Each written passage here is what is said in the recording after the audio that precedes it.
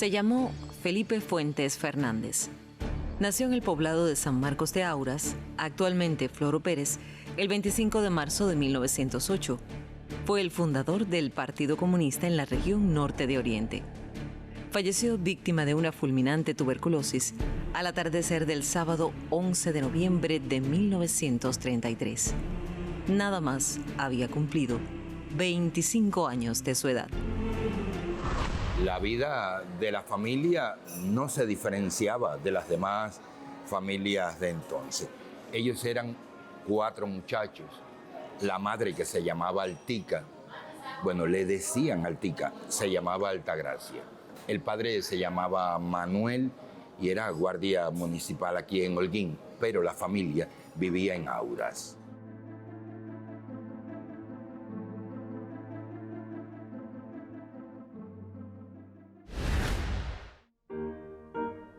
Entonces se funda el pueblo de Antilla. Toda la familia del padre se va para allá, para trabajar en los negocios del puerto, y eso les mejora la vida.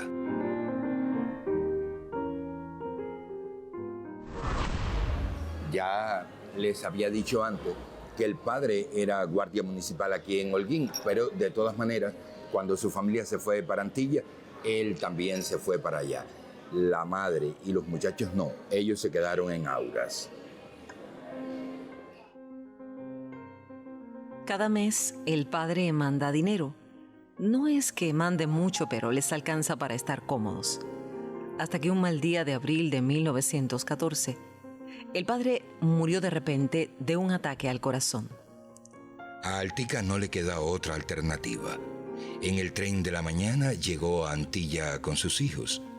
A cada muchacho lo dejó en la casa de uno de sus tíos paternos y después se marcha a Auras en el tren de la tarde. A Felipe le tocó vivir con su tía María, que era la única maestra que había en Antilla. En esta fotografía hecha unos años después, aparece doña Altica y sus 3 hijos.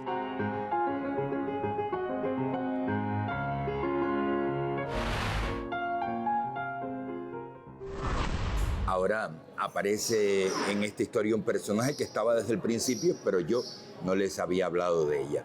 Doña Rosenda Ochoa, la abuela paterna de los muchachos. Ella era holguinera, pero cuando sus hijos se fueron a trabajar a Antilla, ella también se fue para allá. Sin embargo, un año después de la llegada de sus nietos a Antilla, doña Rosenda decidió regresar a Holguín y con ella trajo a Felipe. Los ingresos de doña Rosenda eran una pequeña pensión que el gobierno le pagaba por ser ella viuda de un soldado de la guerra por la independencia. Más claro, sus hijos que vivían en Antilla, que tenían trabajos bastante aceptables, le mandaban un poco de dinero. Eso significa que a Felipe Fuentes no le faltaba ni la comida, ni la ropa, ni los zapatos. Es por eso, porque está casi todo garantizado, por lo que el muchacho decide que va a matricular en el bachillerato. Solo había un problema.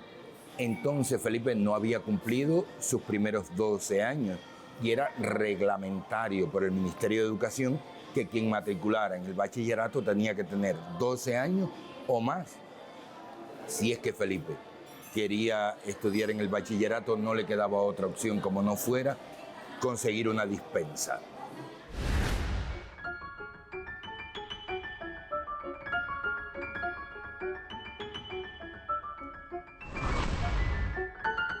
En Holguín, el doctor Francisco Pérez Zorrilla tenía fama de ser una persona bondadosa en extremo, además de reputado y generoso médico, que por demás atendía gratuitamente a doña Rosenda y a Felipe. Conocedor como era de los méritos estudiantiles del muchacho, el doctor Pérez Zorrilla no solo lo avaló, sino que averiguó en el gobierno cómo era lo de la entrega de las becas y presentó a Felipe. Si ganaba, Felipe iba a ser alumno, matrícula directa del Ayuntamiento holguinero en el Instituto Provincial y además tendría una asignación de 40 pesos mensuales. Felipe Fuentes ganó la beca.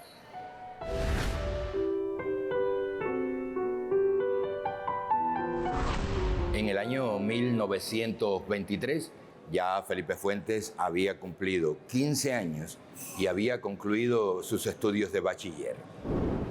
Su nueva aspiración era matricular medicina en la universidad, en la única universidad que había entonces en Cuba, la Universidad de La Habana. Pero otra vez tenía el problema de la edad. Para matricular en la universidad tenía que tener como mínimo 23 años, pero él nada más había cumplido 15.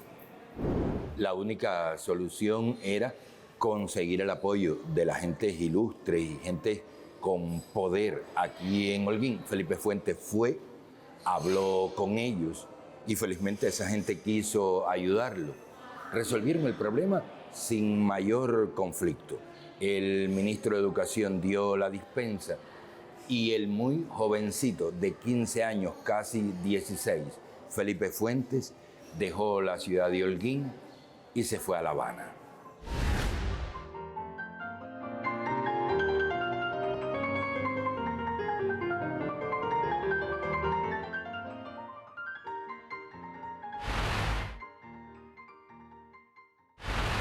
Para entonces, Felipe Fuentes era estudiante de medicina de la Universidad de La Habana y transcurren los primeros 2 cursos sin novedad ninguna que narrar en su biografía. Pero cuando va a comenzar el tercer curso, Felipe Fuentes se vincula con los líderes universitarios de entonces, Julio Antonio Mella entre ellos, y Felipe Fuentes se convierte en dirigente del ala izquierda estudiantil. A partir de entonces, el nombre de Felipe Fuentes comenzó a aparecer en el listado de estudiantes al que los profesores y los líderes estudiantiles ortodoxos llamaban desordenados y rebeldes. Muy pronto, Felipe Fuentes es nombrado miembro suplente del directorio estudiantil y casi de inmediato se convierte en un muy conocido líder de los estudiantes de La Habana. Lógicamente que su actitud comienza a irritar al gobierno. Entonces se inicia una purga de alumnos molestos. 113 de ellos fueron procesados judicialmente. Felipe Fuentes está en la lista. Al final, 91 fueron sentenciados y expulsados de la universidad, y asimismo no podían volver a matricular hasta que transcurrieran 10 años. Los otros 22 fueron absueltos de toda culpa. Entre los absueltos está Felipe Fuentes, pero ni él mismo entiende por qué, pues su actividad es transparentemente conocida. Seguidamente les explico por qué fue que lo absolvieron. Cuando se sabe que el nombre de Felipe Fuentes está en el listado de los alumnos que posiblemente sean expulsados de la universidad, acá en Holguín, su abuela, doña Rosenda Ochoa, busca un pariente suyo que es un rico colono, un hombre que es influyente en la política y que se llamó Teodoro Santiesteban Ochoa.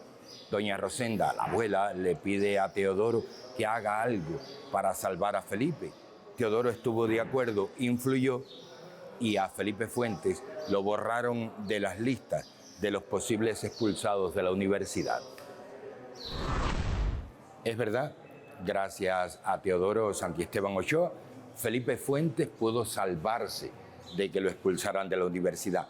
Él, pero no se pudieron salvar otros 91 estudiantes.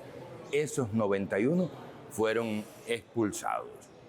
Al poquito tiempo, casi de inmediato de la expulsión, comenzó a circular por la Universidad de La Habana un texto incendiario que llamaba a los demás estudiantes a hacer una huelga, a no ir a clase, hasta que los 91 expulsados fueran aceptados nuevamente. Las autoridades universitarias investigaron para saber quién era el que había escrito aquel texto y lo descubrieron. El autor era Felipe Fuentes. Y entonces sí, que ni Teodoro Santiesteban Ochoa ni nadie lo pudo salvar. Felipe Fuentes también fue expulsado de la Universidad de La Habana y además le pusieron esta otra sanción. No podía volver a matricular hasta que no hubieran pasado 10 años. El próximo paso del joven holguinero revolucionario fue marcharse al extranjero a estudiar en una universidad francesa, dice en sus biografías. Pero eso es verdad solo a medias. Sí, es verdad. Felipe Fuentes se fue al extranjero, pero no es verdad que haya ido a París a continuar su carrera de médico en la universidad de aquel país. Yo les propongo que en esta historia vayamos por parte.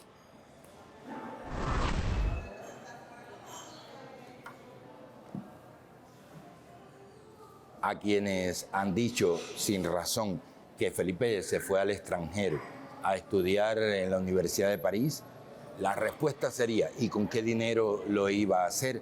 Pero sí, es verdad que Felipe salió al extranjero. ¿Con qué dinero? Con el dinero que urgentemente reunieron sus tíos allá en Antilla, donde trabajaban en el puerto. Tenían salarios más o menos y eso le permitía que el dinero que hacía falta estuviera.